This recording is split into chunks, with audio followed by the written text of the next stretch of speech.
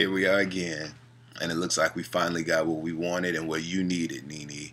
As a fan from day one, season one, I cannot believe that I am actually saying that it felt good to watch you get checked, for old and new, last night on The Real Housewives of Atlanta.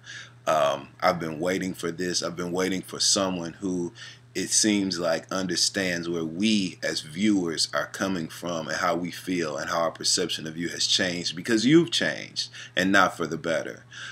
You say that when one door closes, another one opens.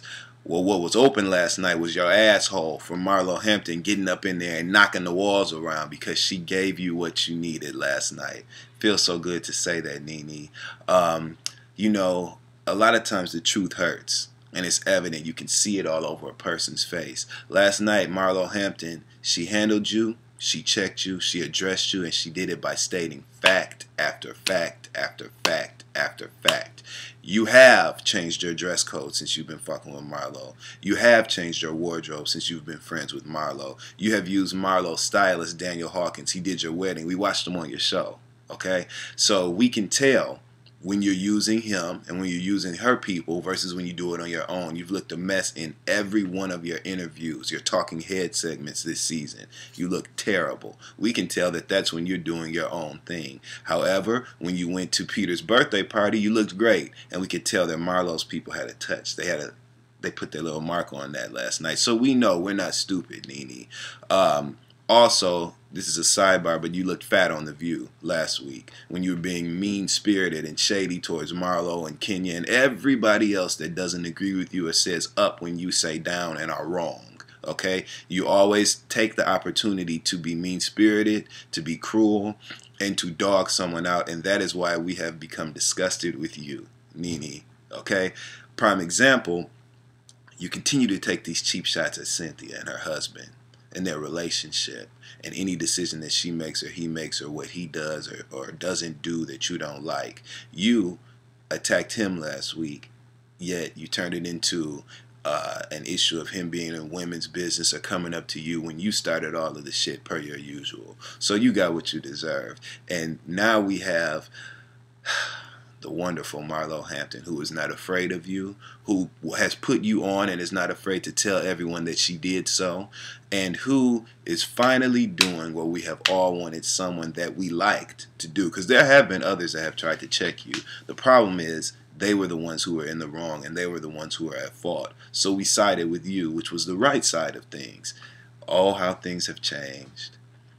So, yeah, it felt good. Here we are again talking about the same shit because you keep fucking up, NeNe, and we are sick of it. You know, you keep doing these interviews and sending these tweets out where you say, oh, I can't wait to tell y'all what's next, and all my haters and everybody that keeps my name in their mouth, I can't wait to tell y'all what I have next. What difference does it make? Because anything that you have next and anything that you decide to offer up, you need us. If it's a television show, you need us to watch it. If it's this clothing line for big bone, full-figured women like yourself, you need them, us, to buy it.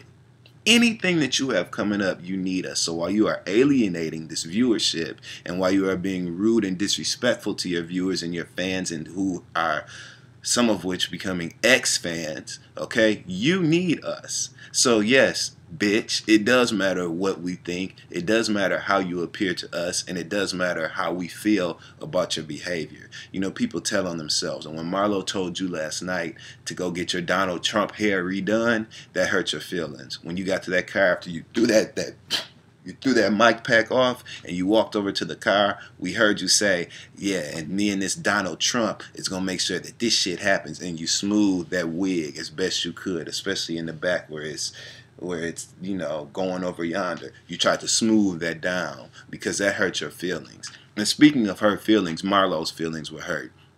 For someone who prides himself on loyalty, so you say, and friendship, and all of these things, these pillars of being just a good person that you want us to believe you are, all it took was Marlo being friends with Kenya for you to write her off and bring up horrible, disparaging things about her past that she may not be the proudest of, and you're her friend.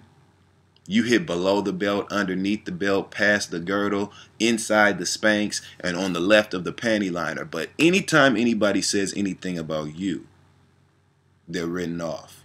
That's not fair, and we see through it. So I just wanted to take a little time with you this morning, in this day, or whatever time anyone may be watching this, to let you know that not only did we watch you get your asshole handed to you last night, we enjoyed it, we have rewinded it, we have watched it over and over again, and we're hoping for the best. You know, everybody can change. You've changed for the worse, so let's hope that you can change for the better after watching this. And in the meantime, we just give honor to Marlo Hampton for doing what we love her for, looking good, looking beautiful, and letting you have it the way that you needed to get it. Also, as far as Cynthia is concerned, we're tired of what you're doing. And on the previews for next week, we see that there's more of the same with you. And so, as someone who is cognizant of human behavior and what people do and why they do it, I know that you know what you're doing when it comes to her. You know that she's not confrontational. You know that she is a person who has been in your corner faithfully and repeatedly so. She's never once clowned you in the media, and she could have. She never once came on this show and said, you know what, hi guys, I'm Cynthia Bailey, and I'm prettier than each and every person on this cast. I've traveled the world, I've dated multi-millionaire moguls, and I have been there and done that, and now I'm doing this. So all of you are beneath me. She didn't do that to you, but she could have, and it would have been legitimate. And yet you still are taking the opportunity to emasculate her husband, to question her woman's intuition and her decision making as a wife and a partner. And you're doing this in a public forum, and she's never once did it to you. So, okay, that's fine though. Cynthia will take it, and she'll continue to soldier on and be this beacon of just class and being a regal woman, because now we got our girl Marlo back, and Marlo is getting your black, wide, Marlo is just, she's getting you for old and new, and I couldn't be happier. So although I do still love you, NeNe, it felt so good to see Marlo address you, and you were scared, boo. You took off running, and you can call it what you want, but when you threw that water bottle, we saw it in your face. We saw that you were hot. She had hit a button and hit your trigger because she was telling the truth, and she was calling a spade in front of the world, or as Marlo said, in front of the whole Atlanta. We loved it. So it's just a word with you again today, NeNe. I thank you for your time.